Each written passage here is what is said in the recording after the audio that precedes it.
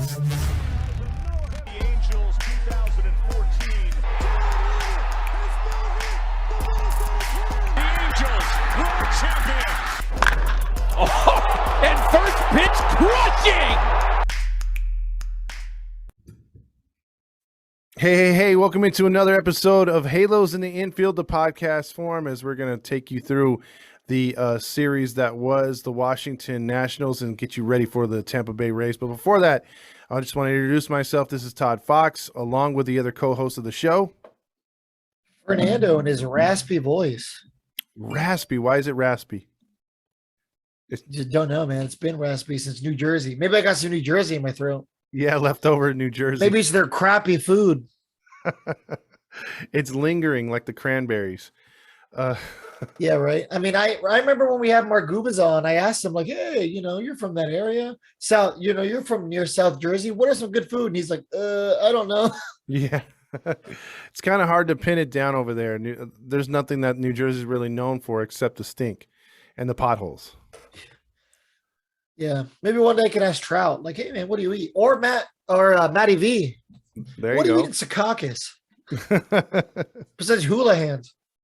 There you go. He'll have the answers for sure. And he'll probably say it elegantly as possible. You know what I mean? To make it sound like it's actually awesome.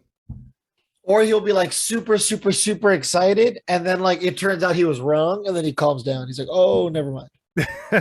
Maybe. But with that being said, we're going to get into what we always do. And we'll talk Angels baseball with you. Roger Lodge. And Roger Lodge, yes. And John Stamos. We'll talk John Stamos. Yeah, there's going to be plenty of John Stamos promotions upcoming here. So, get your red on and get your Stamos on at the same time. There you go. But the Angels... We need some shirts that say Stamos stands. Oh, yeah, there you go. Something promoting Stamos. We need to work on that. But, yeah, as it stands right now, we're 19-11, 30 games into the season. Quickly or off the bat, Fernando, how are you feeling about that with it, considering where this team has been the last few years? It's weird to hear that we are this we're so far over 500 so late into the year, and obviously we're only a month and some change in, but the Angels being the Angels, normally we're at about 500. Yeah, or dreaming, and that's on a good. Yeah. So, I mean, like, what's so far? I mean, you don't have to go into this series because we're obviously going to take it game by game. But what has so far impressed you, and what has so far kind of gotten you worried? Well, what so far impressed me is the fact that the Angels are actually doing something as a team. The cowboy hat to the rest of the league might be lame. To us, we're trying to be like, oh, it's for Gene Autry, you know what I mean? Like, but it gives us something to talk about. Mm-hmm. Gives us something as the fans to look forward to or grasp onto. You know what I mean? Because on Twitter, like, Brandon Marsh hit a 2-run home run on Saturday, and all of a sudden everyone's like, give him the hat. You know what I mean? On Twitter, it's just something to talk about. And something that concerns me. We're now starting to get national media attention. I don't like that. We're not used to it. Let's not give these guys media attention. Let's just let them play baseball. All right. So you're like, don't jinx it, guys. Don't jinx it. Yes, absolutely don't jinx it. Especially when you got losers like Ben Verlander talking about the Angels. Oh, my goodness. Yeah, I don't want any kind of like stank or bad rub. It just because I think a lot of these guys too are clout chasers, so they figure if they get on the bandwagon now, maybe they'll look smarter at the end of the season. Because nobody was really picking. I mean, look, even with the key additions that this team made, no one saw the chemistry coming. No one saw the good pitching standing up, not only relief but starting. No one was picking this team to win a division or be a division contender. And game by game, they're starting to gain the confidence of possibly being that. So I think as we go along, you're going to see more people change their tune. Yeah, probably. Yeah. Well, let's get started, shall we? Game one was on Friday, Nationals, Angels. I was at the game, and they were giving away Rendon shirts. You were with your mystery date. Yeah. Rally Chris. Exactly. He was there and in right field. So yeah, was he? Yeah, he was there in the pavilion. Yeah. Okay. Was he wearing his rally suit? Did you see him? Absolutely, he was wearing his rally suit. He got in with Angels Twitter. Actually, he was making a big deal about that. Okay, cool. Good for him. Yeah.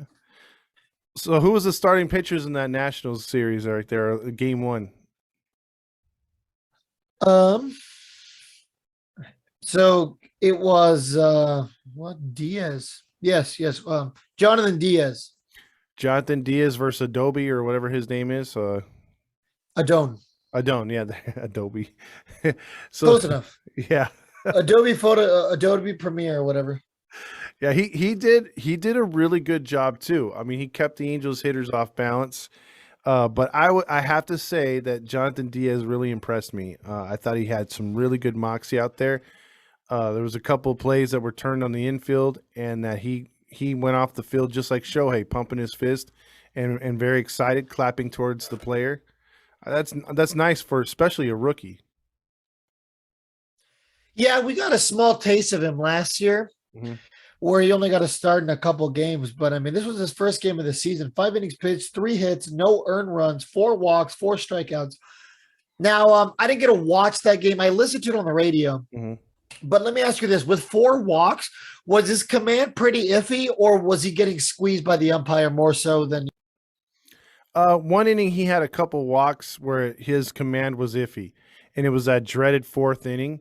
Other than that, the Angels always struggle in the 4th inning for whatever reason. But he did have some command issues there. And the first. Yeah, the first. But mostly after that, like he was cool. Like he had his pretty good command. He brushed back Soto. The fans liked that a lot. Him and Soto were because Soto was kind of like chattering at him too. So he kept his cool, and he did a good job and pitched 5 solid innings. Yeah, I mean, anytime you can get a guy from Salt Lake who isn't expected to be a key role player for you to do that, I mean, that's big for your organization, big for the team. Yeah, it's kind of one of those things too. Like a lot of people were saying, like we were talking to a few of the fans, and they were saying, man, if he pitches like this, they're going to be like Suarez, who, you know what I mean? But I understand he's going to hit his roadblocks too. He's not always going to make 5 innings, but let's just say he does give you 5 innings, whether it's in a losing effort or a good effort. That's more than what Suarez was doing, and they were more concerned about his pitch control or pitch count. And it looks like, he could have went a lot longer. I mean, he only had 68 pitches, I think, when he departed. So he was like around at 68, 70 pitches after 5 innings. That's very manageable. I mean, if they wanted to stretch him out more, he could have went another inning at least. I mean, he was over the 30-pitch Madden limit. So there you after go. 30 pitches, Madden's like sitting there like hyperventilating, like he's at a dance trying to ask one of them foxy mamas to come dance with him. So he's like, yeah, 32 pitches. And they're like, it's okay, Joe. It's okay. And he's like, my Applebee's reservation. We have to keep the game moving. That's true. That's true. And by the way, remind me to talk about when we finish up this series about Joe Madden. I heard something that I wanted to get your viewpoint on after the series. Remind me about that. Okay. But watching this game, it came down to one big hit, and that was the Mike Trout 2-run double. The audience, it was electric when he got that double, because a lot of people thought it was a grand slam because he had the bases loaded at the time. Yeah, Oh, well, yeah. Well, no comment. No, I was just gonna say it was 1-0 at the time, and I think it was either the 5th or 6th inning, and those 2 add-on runs were huge. The bullpen came in, did a great job, and that game was one of the quickest games I've ever been to. It was just over 2 hours. Iglesias, 2 hours and 28 minutes. Yeah, and Iglesias came in there, and literally his theme song and entrance was way longer than his performance. He went out there, 1 pitch, a fly out, 2 pitches, a fly out, and 3 pitches, a strikeout, and the game was over. Hey, I mean, super Trevor Hoffman of him. Exactly. You know what I mean? Trevor Hoffman had the long, jog where you have, the snails going past him, and he's still, jogging. And then he came out through, 165 warm-up pitches, and then got, 3 straight pitch outs. Yeah, I mean, they played the entire AC/DC song the entire time, the Hell's Bells. So Actually, it's funny. Sometimes, like, even with like his long jog, like I remember like sometimes you like after his warm-up pitches, it barely got to the part of Hell's Bells where like the words started. Yeah. Because it's like 6 minutes and 50 seconds of just da da da da da Yeah. da. The long old guitar riff. Yep. That's for sure. Yeah, exactly. But no, Rysel, they're trying to do something with his entrance. I mean, don't get me wrong. I love the song El Rey by the GOAT, Vicente Fernandez. Rest in peace, Papi. But unfortunately, it's just not an epic song. But hey, they're trying. They're trying. Well, you know what it was? It was one of those things where I didn't know, obviously not knowing the language, did not know the lyrics, but I had someone interpreting what the song meant. And I'm like, you know what? That's pretty cool lyrics. Like the lyrics to it, and it made sense of what he's trying to do. So I fully endorse that song now knowing what it says. But them getting the win, we also do a nacho night, award with the nacho fries in the helmet.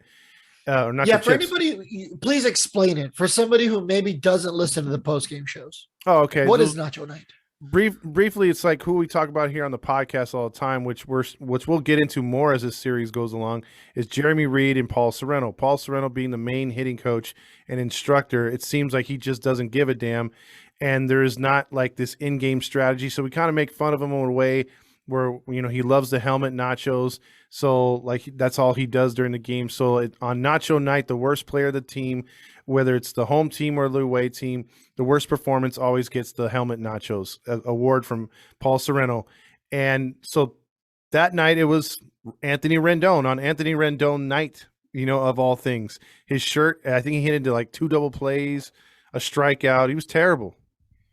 He had 2 strikeouts that day and 4 runners left on base.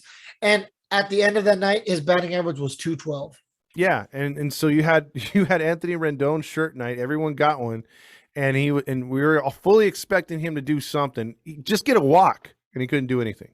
Yeah, and it was against his old team. Yes, exactly. And, on top of everything else, the team that said, "We don't want you, bro," deuces.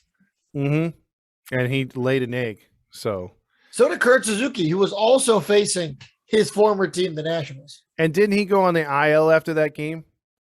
Or was it the next night? I believe he did, yeah. It was either that or the Saturday, but I think it was after this game, yes. Yeah, so both of them take an L on that one. I mean, keep in mind, Suzuki, like what, a night or 2 before, made that really epic, he did the splits there. Probably hurt his Corkies.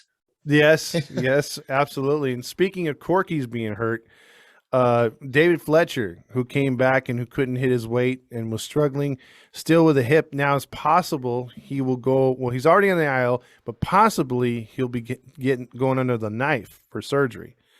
That would be a timetable that they say he could be back by August and September, somewhere around there. Hey, I mean, if we can get him back for some kind of postseason push, then so be it. I mean, this isn't David Fletcher. David Fletcher isn't a batter who's going to take the world by storm, but we know David Fletcher is not a 170 hitter. 250 maybe, but he's not a 170 hitter. Yeah, at his max, he's a really good spray the ball all over the field line drive hitter, occasional pop, and he's about maybe 290. That's his ceiling, I think. And you're right. He's 250 usually. But that's what he needs to be. Yes. We don't need him to be a 380 hitter. I don't need him to be a 400 hitter. I don't even need him to be a 320 hitter. I need you to set the tone at the bottom of the lineup to flip the lineup over. That's all I need out of David. Absolutely. He's not even doing that either because he's not getting walks. He's not taking pitches. He's way too aggressive for the kind of hitter that you're describing. Yeah. It's been a rough season. You can tell something. Yeah, absolutely. So that would force good news. For the first time, we have some depth. Yeah, absolutely. We don't have to like worry about things or make an ill-advised trade or a free agent pickup. They have guys they could bring up seemingly at will. So, but that would be the 3-0 victory. Jonathan Diaz gets his first major league win. We were there to see that, and Iglesias with a save, and the Angels take game 1. Game 2, on the other hand, featured who? It featured Michael Lorenzen, the Vans man, Mm-hmm. and Gray for the Nationals. That's Josiah Gray. Josiah Gray, yes. Hope I said his name correct. I think you did. I think you did. Lorenzen in this game wasn't at his best. Nope. He threw a lot of pitches. 4.2 innings pitched, 5 hits, 5 runs, all of them earned, 2 walks. However, he did have 7 strikeouts, but he gave up 2 home runs. And Josiah, 5.1 innings pitched, 5 hits, 3 earned runs, 2 walks, 3 strikeouts, gave up 2 home runs as well. Yeah, and the thing with the Angels is they got those 2 home runs, but just with one guy on. The other one was a solo blast. The Nationals seem to have runners on every inning, and we're threatening for a lot more. This was the Nationals lineup that that they've been trying to get. Like their hitting has been sporadic at times, and it was sporadic, from the first game to this one. This one, I think they played their best game of the series. They were just all over the place in this game. The thing that got me though was after Marsh had hit that 2-run homer to make it a 1-run game. Here's my thought to you too, bro. So you're down 4-3. You just yanked Lorenzen, or you didn't let him finish the 5th. He was 4 2/3, and you bring in. I mean, I would have brought in someone that's used to tight situations. They bring in Elvis, who has been very erratic since pulling him up last year. Probably the worst pitcher on our staff right now. Why would you bring in a guy in a 1-run game at all? And being that bad. Yeah, in 5 games, he has a career 24.55 ERA through 3.2 innings pitched. Yes. What did you think when you saw, or did you see that game when they brought him in? I'm trying to see if I can show you on the camera here his photo. Oh, where is it? That's not showing up right there. It exited out. Yeah. His expression is exactly what I thought. There it is. Yeah. His is exactly what I was thinking. Yeah, it was drooling. Honestly, like leave it to Joe Madden to just have like a stacked bullpen and still find ways to select the wrong person consistently. Yeah. I mean, and I understand you have to give some of these guys an opportunity, and he's the fresh arm. You want to ride the fresh arm, but not in that situation. I agree. I would have been happy with him going to Wantz, with Myers, with just about anybody. Using Herget in that spot instead. Yeah, they could have even went with Jaime, but they go with the worst guy out there, and boom, 2-run homer. And what I remember listening to the game, they were like, Langston was like, well, good, that's a bad move right there. Because I like Langston. He's pretty critical at times. He knows when to say yes and when to say no. Yep. And he was like, I don't agree with Elvis being in this situation. Once he gave the 2-run homer, he's like, well, congratulations. You just gave the momentum right back to Washington. So. Yeah, and the Angels have seemingly been doing that a lot. You know what I mean? Like in a lot of their losses, they've like kind of clawed their way back in just to lose it. And we almost saw that happen again on Sunday. Yeah, on Sunday, we'll get to that. But Gooby said it best. He's like, you need a shutdown inning right here. You don't need to give it right back like you did the other night. So, that was like the nail in the coffin. Obviously, they added another run later to make it 7-3, but the Angels really didn't have much. You could tell the air was sucked out of that stadium after that 2-run homer. Yeah. Brandon Marsh was able to claw and fight the Angels back into it with this 2-run home run after Walsh's solo shot. But, you said it best, man, that the vacuum was just sealed from the stadium. You put the vacuum into the space bag and no air. And it's a shame, bro, because just like you said, with a cowboy hat and believing in something, they added another wrinkle to it. Seems like all these players do something different with that cowboy hat. And Marsh at the end of it went to Walsh and they did this crazy little handshake / dance together. And I thought, man, that was really, really cool. Like they're on the same page. And he was really fired up. And then, like you said, that 2-run homer, they did suck the air right out of it, dude. Yeah, this is such a momentum-based game. I mean, I guess all sports in the grand scheme of things are, but especially baseball. Mm-hmm. And Hitting's contagious, home runs are contagious, but most importantly, just players having fun is contagious. And this is like the first time where I've really seen the guys bonding with handshakes or the hat. They're just doing different things. And that's why you have so many people saying that the team is different. Whether that translates to the playoffs or not, we can definitely all agree that the team is different. absolutely. And that's the thing that Gooby was saying, as well as Rendon today, was that just they're feeding off the fans' vibe. There's, everyone's feeling like Trout said the other day, and one of the reporters, he's having fun. This is something where it's not like it doesn't look like there's any chemistry. Like you said, they have things now we could focus on as fans too, and hope that they do after home runs or big hits and stuff like that. So even though they took the loss in this game, it was sort of like, okay, we'll come back tomorrow, we'll win this series. Whereas something like this happens last year, the year before, and we're on a 5-game losing streak. The Angel way. Yeah, it is the Angel way. So just kind of how it was before. So in that game, the Nacho Night Award went to, again, Anthony Rendon, and again against his former team. He did absolutely nothing in this game. What was his line in that one, if you got it? So Rendon, 3 runners left on base, 0 for 4, but he didn't strike out that game.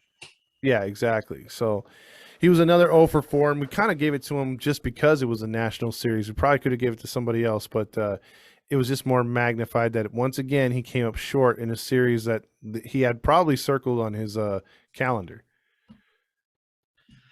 I mean, in theory, right? But Rendon has no emotion, so probably not. Probably. So that threw us over to today's. Probably has those Ranger series around his calendar, so he can go to Spring Creek and get some barbecue. So the only thing I can think of. Yeah, and sleep in his own bed, right? Yeah, right. I don't know what part of Texas he lives in, but yeah, I hear it's close to Houston, and you said it's like 3 hours away. So, from where I am, yeah. Yeah. So we had this. Or will be. Yeah, will be. Yeah, soon. So Sunday's game was today. It was Mother's Day, where we all reflect on our mothers and everything else like that, and give thanks to the women in our life. And it was the Angels setting up for what is it? Who started today for the Angels? It was Patrick Sandoval, the Sandy Man can. And he competed against, I can't even dream of saying this guy's last name, Feedy, Eric Feedy. Feedy, yeah.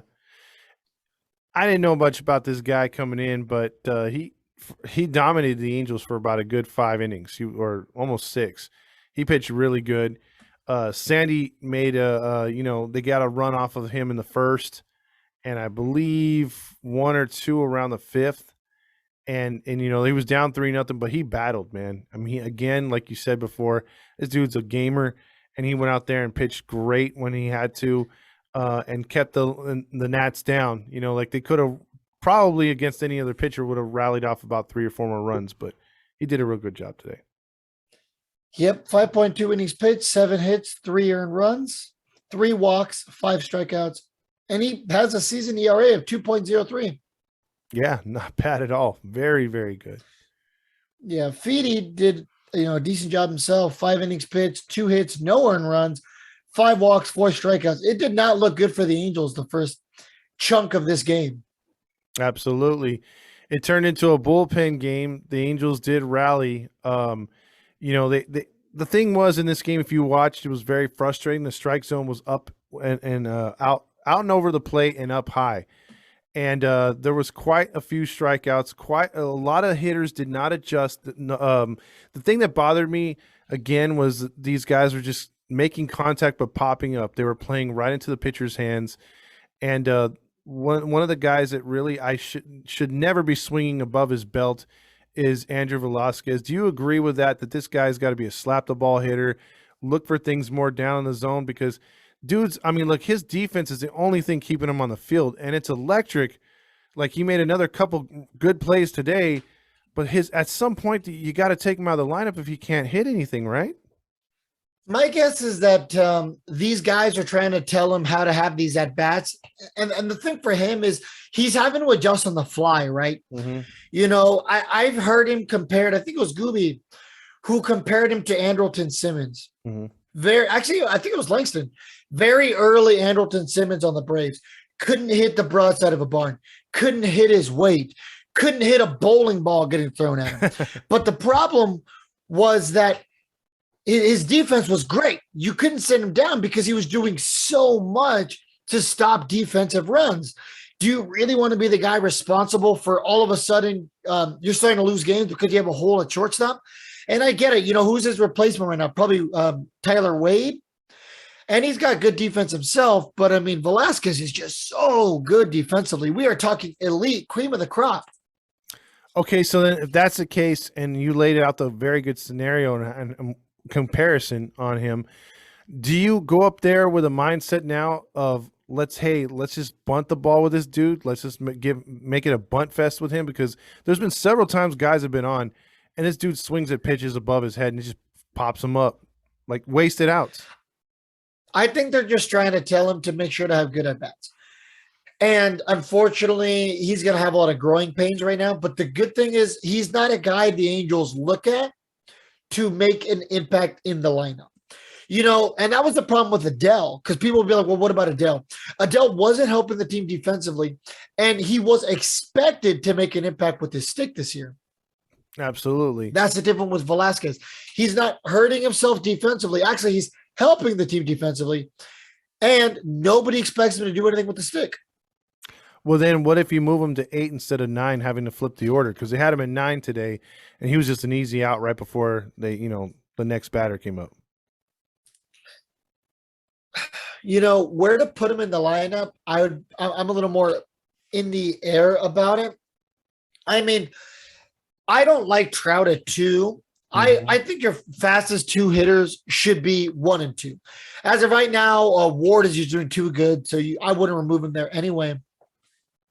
But in an ideal situation, I would be having Marsh bat first, with maybe Ward second, or a guy like Velasquez second. And people are like, bro, you're an idiot. Why would you put Velasquez second?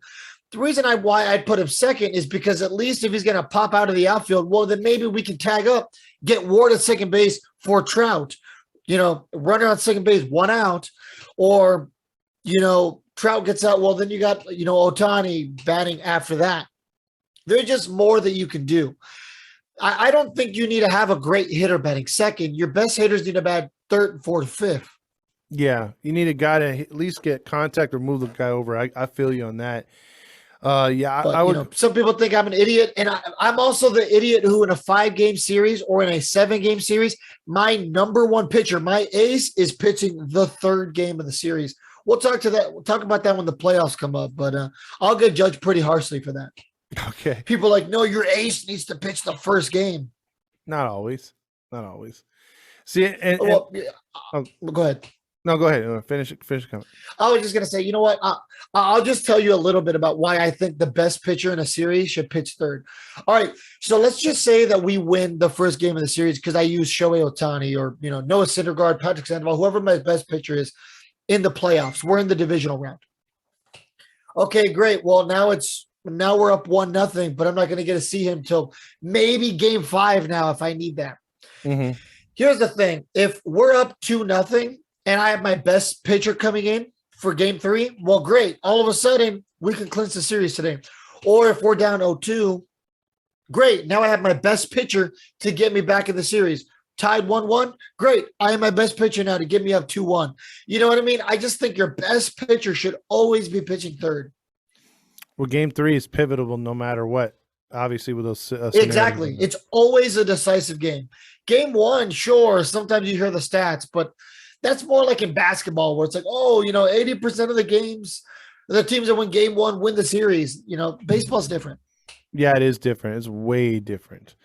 Because look at, you can go back to the Angels 2002 run. They lost every game 1 of every series and wound up winning every series. So that's how that goes. Didn't the Royals also when Gooby won the World Series? Yeah, same thing. Same thing. Yeah.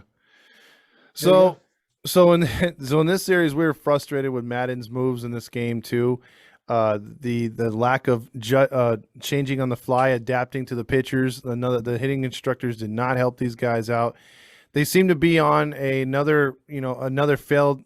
Because I was thinking this is gonna be Baltimore all over again. Except we lost the first two games, salvaged one. I thought we salvaged one in the middle and lost the rubber.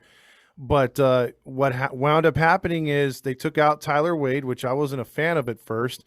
But Captain Jack came through with a 2-run double down the line. It was 3-2. Then Ortega pitched out of a jam, only gave up 1 run. Should have gave up more, but he pitched really good to get out of it, and that seemed to give the Angels some momentum as they were heading into the. Well, they didn't do nothing in the 8th, but heading into the 9th inning. If you want to set that up, or should I? Yeah. So they had Luis Rengifo come in to replace Squid, aka Andrew Velasquez. Luis Rengifo walked. Then Taylor Ward singled on a line drive to Juan Soto, and Luis Rengifo went over to third base. And then up comes the GOAT, Yep. Michael Nelson Trout. What does your boy Roger Lott say? The 3-time MVP should be 6, 2-time back-to-back All-Star Game MVP. Yeah, he pretty much reads Blah blah blah blah blah Yep. blah blah blah blah blah. The son to Beckham, or the dad to Beckham, the husband to Jessica, won his 3rd grade spelling bee, pissed in the toilet by himself when he was 6 months old, and can eat 6 pudding cups in one sitting. Michael Nelson Trout. Yeah. He could change a tractor's wheels with no tools. Yeah, with nothing but his wiener. Yeah, I mean, by the time he read his resume, Trout struck out. You know what I mean? Yeah. Yeah. So Trout struck out. I mean, Trout hasn't exactly ever had the clutch gene. No offense to my boy. He's still the GOAT.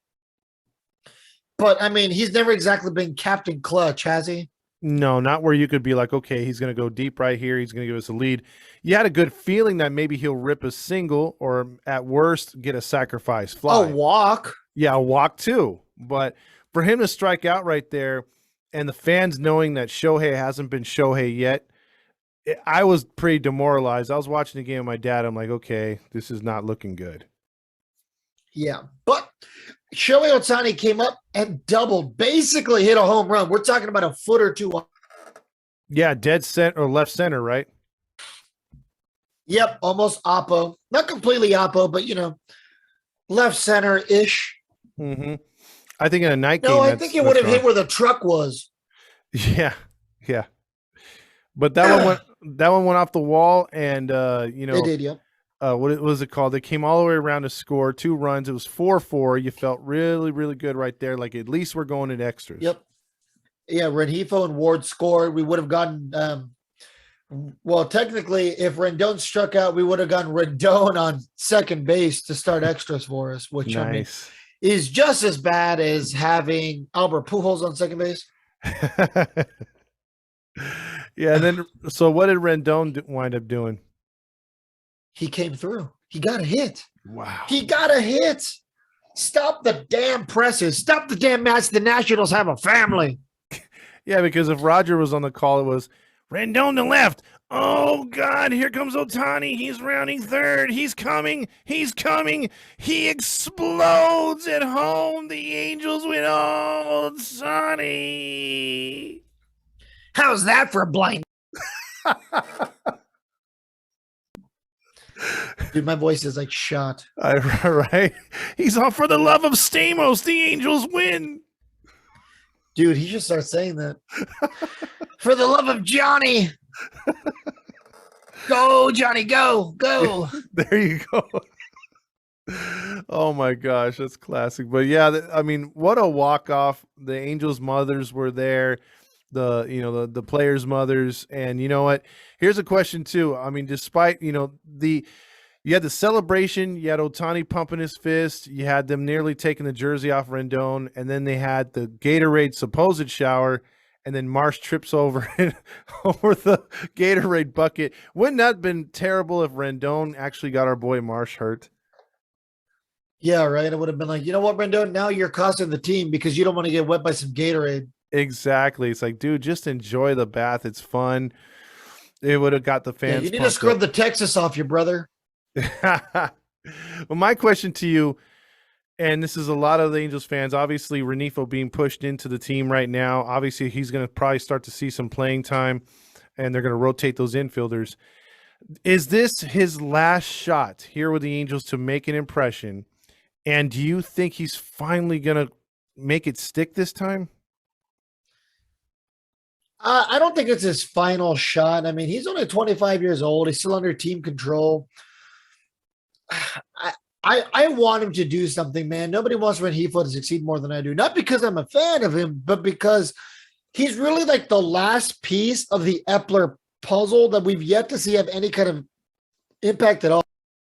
Yeah. He's come up in like we've seen it before. He's last year he was batting 364 in AAA, and he came up here and he couldn't even hit 205.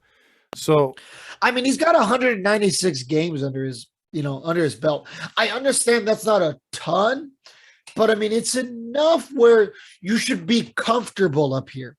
And the thing is, he doesn't look comfortable. It's like Rally Chris at a public speaking event. He just doesn't look comfortable. Jeez, that's a low blow. Or Grill Master at the winter meetings. He just wants to DFA everybody. He just looks super uncomfortable. Or Grill Master at a laundromat washing clothes. Yeah, right. Exactly. My socks won't stay crispy here. Yeah, right. Or Todd Fox at a restaurant where they only speak Spanish. Oh yeah, I'm screwed. They're like, con permiso, señor, ¿quieres un burrito con el queso? And you're like, sí. Yeah. I'll take an horchata. Sí, burrito con queso. Give me a quesadilla. There you go. Oh man. I Yeah. put my cheese in that tortilla. Oh. I'll feel that, Oh, Gordita. Johnny. I want that steak gordita. Oh. Oh. Well, I love steak gorditas. we're never gonna have. You think Artie Moreno's a Del Taco guy or a Taco Bell guy? Oh no, if yeah, I mean, if he's got to get back at the Mexican culture, it seems like he's always anti that. He'd have to be a Del Taco dude. He's probably more of a Cafe Rio kind of guy. He's like, I like overpriced quesadillas. Jeez, dude, I don't know, man. It seems to me we'll never have Artie or Roger Lodge on this show as a guest ever. Hey, the invitation's always open. If they ever do their homework, they're gonna block us. So Yeah, probably. Roger Lodge already blocked you. yeah, he already knows who I am. Yeah, probably. Oh man. Well, look, we hope for the best for Renifo. I would like for that to translate from Salt Lake to here, and we'll just have to see. Only time will tell. But maybe he'll feel less pressure now that he's got a real good team around him. And with a walk-off win today, like you said, we're 19-11 in our first 30 games. It feels really good. You said it. You know, we're 8 games above 500. You know, we were dreaming of something like this before. So this is best case scenario out the bat.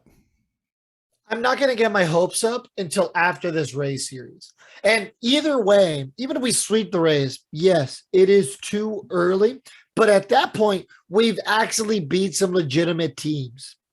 And don't get me wrong, you have to beat the teams that you should be beating to get to where you are, you know, at the end of the year, or to get where you want to be.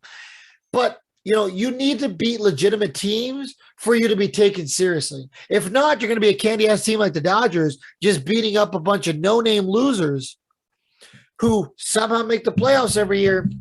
Yeah, exactly. So, I mean, they have a cupcake schedule. That should all change Every next time. year. Yeah, but for right now, for us, you know, you're right. The test is going to be against the Rays, who we're going to talk about here in a second.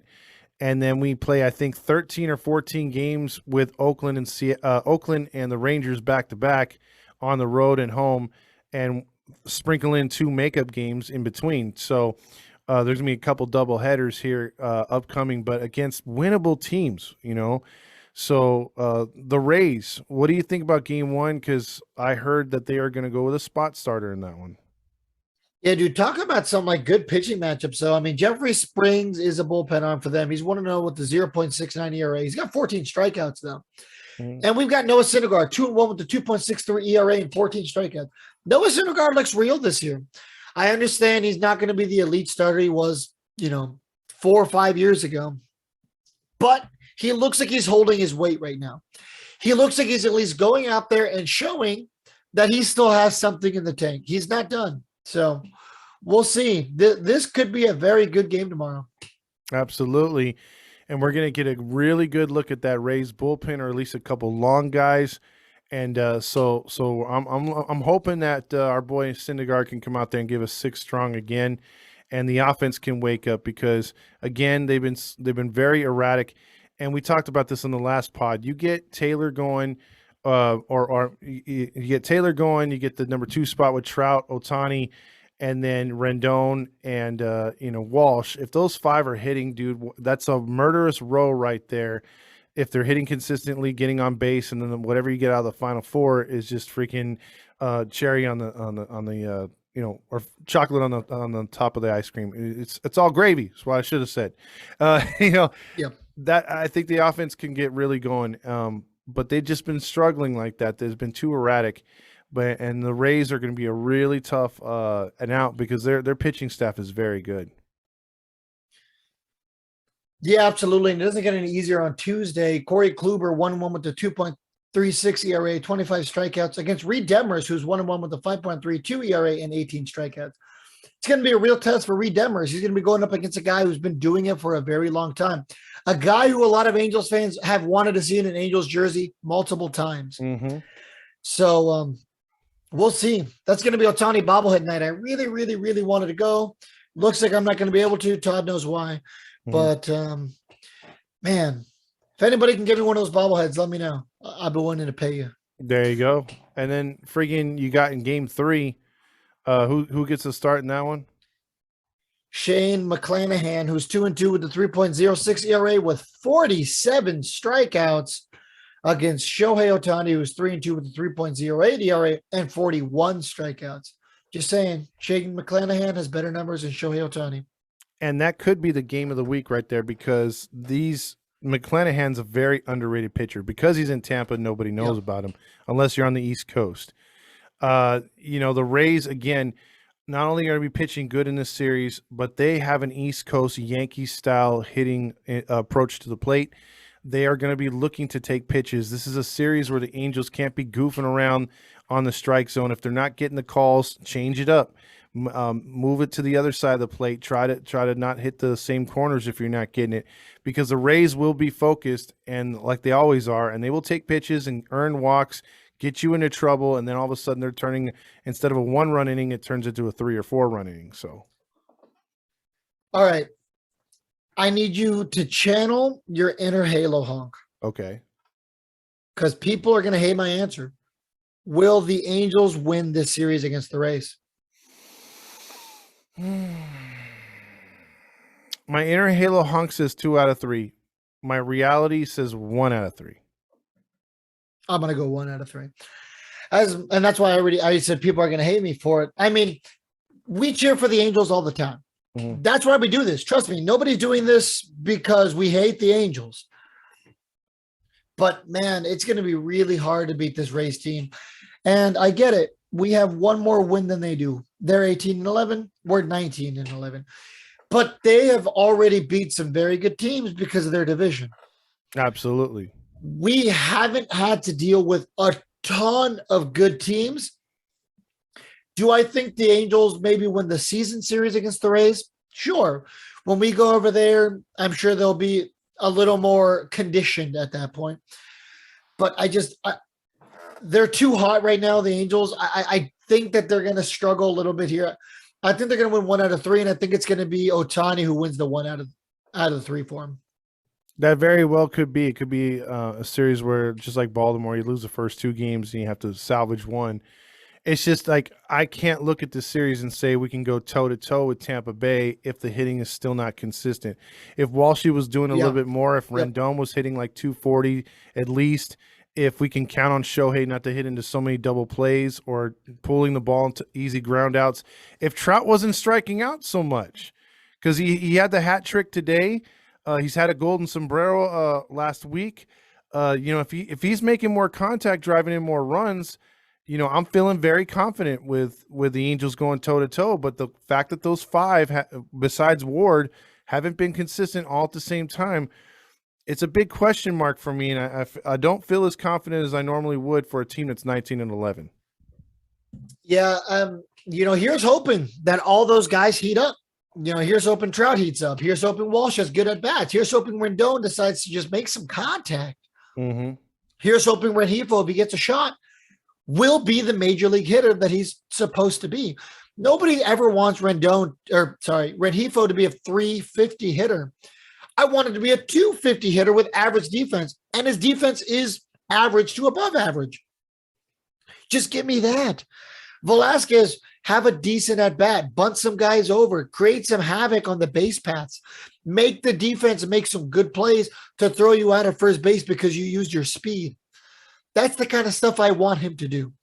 It's going to be a tough series. Honestly, I don't care if we lose the series as long as they play good baseball. Mm-hmm. They play some good defense. The pitchers keep the team in this game, in all three games. I've said it before. You can lose a series, but win the momentum of the series. If the Angels can force the Rays to play a good series, even if the Angels lose it, then that's a win. Right? Yeah, exactly. And dude, that was like a super Trump, right? Right. Yeah, right. But what I'm saying, what I want to bring out is defensively. Let's just say Renifo's hitting his weight and he's putting in the type of baseball we think he can play. Velasquez is doing the same thing, getting at least a hit a game or something like that, or a couple walks. Imagine the defense that they could throw out there if they decided to go with those two up the middle and you got Rendon at third and Walshy at first making picks. That's a hell of an infield, dude, because Rengifo, as much as we slam on him for his hitting, he's just like Velasquez. Defensively, he's solid as hell, dude. Yeah, he's always been great defensively. Yeah. I mean, they would sew up the middle of that field easily. Hey, if it makes you feel any better, career he is hitting higher than his weight. He weighs 195. He's a career 216 hitter. Oh, wow. All right. Almost a full 20. There you go. Over 20 pounds. There you go. There you go. Well, look, this is going to be a tough series with Tampa. And, like I said, they could weather this storm the rest of the month, or at least most of the rest of the month is going to be against two teams before we hit that Toronto series at the very tail end. So, it's going to be interesting to see what the Angels can do, because those aren't give-me's either. They're divisional opponents, but we would seem to think with how depleted both teams are in certain aspects, the Angels should take advantage of them. I hope so, man. I mean, I really want the Angels to win this series. Trust me, I really do. But, we can't sit here realistically and say, hey, the Angels are going to win every single series, though we hope for it. So, absolutely. What was remind me, I was supposed to get back to you about Madden, right? Oh, Joe Madden, yeah. Okay. So I heard a snippet. I'm not going to say whose podcast it was on. It was another Angels podcast. And it was very surprising because who it was talking about it, it was a clip that they posted on their page, and it literally said, "I'm getting tired of Madden. Madden has seemed to have been innovative when he was in Tampa Bay, but they're doing the same things that Tampa Bay did when Madden was there, and then some, and they're much better." He was saying that he was innovative for the time when he was in Tampa, not so much in Chicago. They won with pure talent there.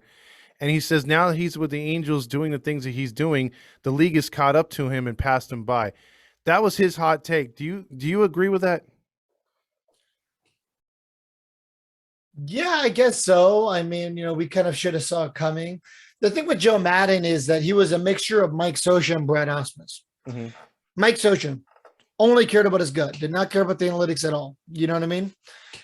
Brad Osmus, pure analytics guy. Joe Madden was supposed to be the healthy hybrid in the middle, and he was supposed to be a player's coach. You said so yourself. The Angels don't need a player's coach. They need somebody to go in there, kind of dictate and build a culture. Mhm. We don't really know what Joe Madden's culture has been. Maybe that's something to talk to our buddies about who have been in the clubhouse. Mhm. But, and it's just, it's pretty obvious that the game kind of has passed Joe Madden by. The Angels need a younger manager. It's just hard to think about who the new manager will be. I think in the next couple of years, Pujols will be a manager somewhere. I don't think Wow. it'll be here, but I I hope think not. and remember, he is under contract for the next 10 years once he retires with the Angels. I don't think that means he's going to become a manager anytime soon, but maybe near the end of that 10-year contract, that's some position that he's in. I think he might be a hitting coach. I could see that. I mean, but then if the team led the league in double plays, we'll be like, yeah, Pujols put his stamp on this team for sure. Yes, he did. And imagine if he was the manager, the slow ass walk out to get the pitcher, how long it would take him. Oh, God.